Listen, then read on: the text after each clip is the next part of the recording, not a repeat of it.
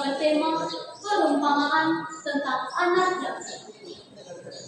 Ada seorang pria yang kaya raya.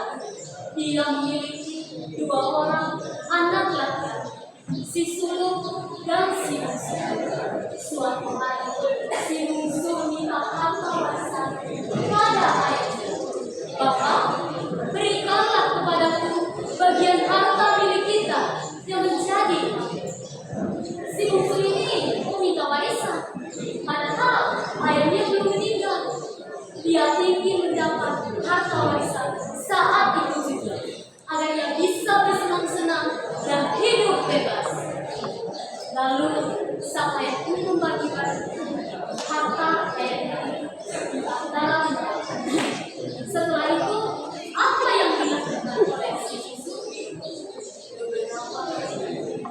Si bungsu jual semua bagian dari mata sang ayah yang pergi ke negeri yang amat jauh.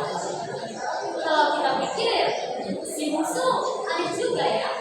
Dia pergi ke negeri yang jauh, padahal dia bisa hidup aman dan nyaman di rumah bersama ayahnya yang selalu melindunginya dan memenuhi segala kebutuhannya. Si bungsu berkeliling menghambur-hamburkan habislah harta miliknya. Dan saat itu terjadilah bencana yang parah di seluruh dunia. Si bungsu merasa kelaparan. Dia meminta pekerjaan kepada beberapa penduduk di negeri itu, tapi tak seorang pun memberikannya. Saat ia akan berpuasa, ada seorang yang memberikannya. Wah, senangnya si bungsu. Tapi dulu kerjaan apa yang diberikannya? Si bungsu disuruh menjaga babi. Hah? Menjaga babi? Si bungsu tak menerima pekerjaan karena tak ada pekerjaan lain. Dia makin kelaparan. Bahkan saking kelaparannya, dia ingin memakan angka seorang babi. Tetapi tak seorang pun mengizinkan. Setelah itu lalu dia menyadari keadaannya. Betapa banyaknya orang bukan bapakku yang berlimpah-limpah makanannya, tapi aku di sini mati kelaparan. Dia hanya dan minta maaf pada ayah. Setelah dia sementara itu di rumah ayah, sejak kepergian si bungsu, suasana menjadi sangat sunyi. Sang ayah sedih atas kepergian si bungsu. Dari jauh, sang ayah melihatnya. Dia berlari lalu memeluk dan menciumnya. Si bungsu semakin merasa bersalah dan menyesal. Bapak, aku telah berdosa terhadap surga dan terhadap Bapak. Aku tidak layak lagi disebut sebagai anak Bapak. Jadikan aku sebagai salah seorang umpahan Bapak. Dengan kesalahan apa yang dilakukan oleh sang ayah? Sang ayah tidak marah sama sekali. Ia justru menarik si bungsu, memeluknya lagi, dan ayah itu berkata kepada hamba-hamba, "Tegaslah bawa kemari jubah terbaik. Pakaikanlah itu padanya dan kenakan cincin padanya dan sepatu pada kaki.